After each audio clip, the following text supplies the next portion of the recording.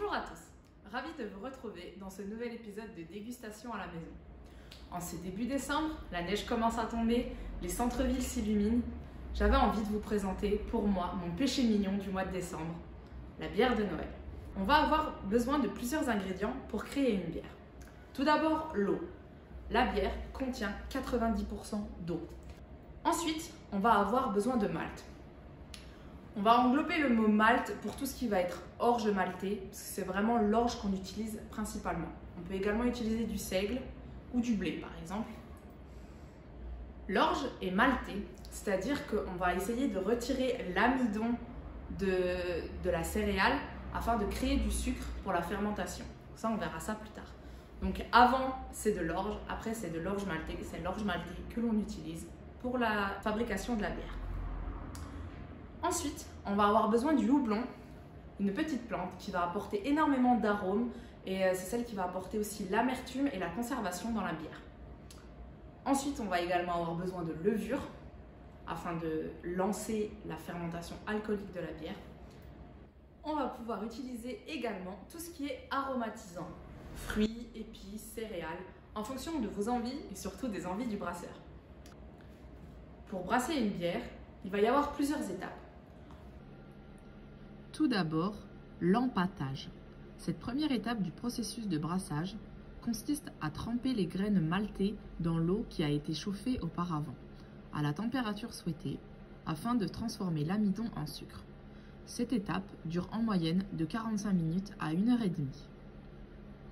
Ensuite vient la filtration. Le brasseur se débarrasse des enveloppes de céréales et en extrait l'eau sucrée, appelée mou. Une fois le mou filtré, l'étape du houblonnage commence. Le mou est porté à ébullition. On y ajoute du houblon qui apportera de l'amertume à la bière. 30 à 40 minutes avant la fin de l'ébullition, on rajoute encore du houblon qui servira à rehausser sa saveur. Enfin, lorsque le mou est revenu à une température plus basse, du houblon va encore être ajouté afin d'apporter des arômes plus légers. Le mou est ensuite refroidi et transféré dans une cuve de fermentation où l'on va rajouter les levures. Ici, les levures vont transformer les sucres en alcool et libérer du dioxyde de carbone qui donne la carbonatation, la pétillance de la bière. Enfin vient l'emballage. La bière est filtrée avant la mise en bouteille. Certains brasseurs choisissent d'ajouter du dioxyde de carbone afin d'obtenir une carbonatation plus intense. La bière est alors mise en bouteille, en fût ou en canette et est prête à la consommation. Pour en revenir à notre bière de Noël, j'ai choisi cette semaine la 2512. La 2512 est produite par la brasserie Birra del Borgo en Italie, au nord-est de Rome. Avec cette brasserie, nous travaillons sur plusieurs références qui vont de la blanche à la brune, en passant par la pale ale, l'IPA.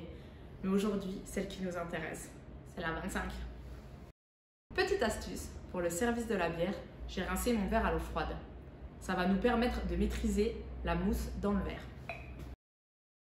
Ensuite, pour servir la bière, je vais me positionner à peu près 2 cm du verre, faire couler la bière le long du verre et une fois arrivé au milieu, je remonte afin de faire libérer la mousse. La mousse va nous donner plusieurs informations. Plus elle va rester longtemps, plus elle est dense. Ça signifie en fait que les produits utilisés pour la fabrication de la bière ont été très qualitatifs. Ici, un peu comme pour le vin, on va s'intéresser à la couleur. À savoir que la couleur de la bière est recherchée par le brasseur. Ici, comment la trouvez-vous?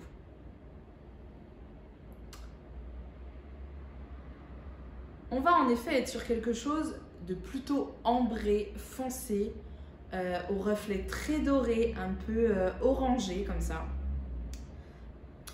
Au nez,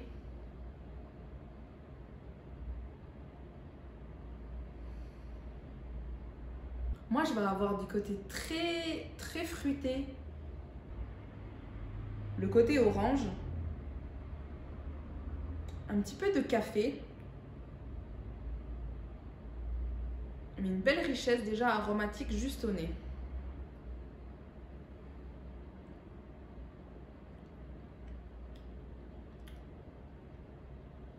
Là, j'ai le côté assez café froid en fait qui vient en arrière-bouche, qui est vraiment très sympa. On sent en revanche énormément de richesse, de puissance dans cette bière.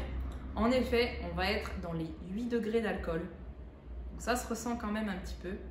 Au niveau des bulles, on va avoir des bulles vraiment fines. C'est vraiment bien maîtrisé. C'est pas trop sur l'amertume non plus. Ça donne juste l'envie en fait d'en reprendre une gorgée sans être écœurant. C'est vraiment un coup de cœur. Une année de plus, un coup de cœur en plus. Cette bière se sert dans les 12 degrés approximativement. On n'est pas forcément sur une sorte de bière à boire vraiment fraîche. On n'est pas sur le côté très très rafraîchissant. C'est vraiment plus de bière de dégustation, voire d'accompagnement. À savoir qu'il n'existe pas que les accords mets et vin. On peut également faire des accords mets et bière. Là, je vous la conseille avec tout ce qui va être chocolat, brioche de Noël, panettone en fait. C'est souvent conseillé parce qu'en fait dans cette petite bière, ils ont utilisé des aromatisants avec un petit peu de raisin sec et de zeste d'orange. C'est ce qui donne en fait énormément de fraîcheur et de gourmandise à cette bière. Donc n'hésitez pas pour vos goûters de Noël ou même dessert de Noël, la 25-12, un véritable plaisir. Buvez mieux!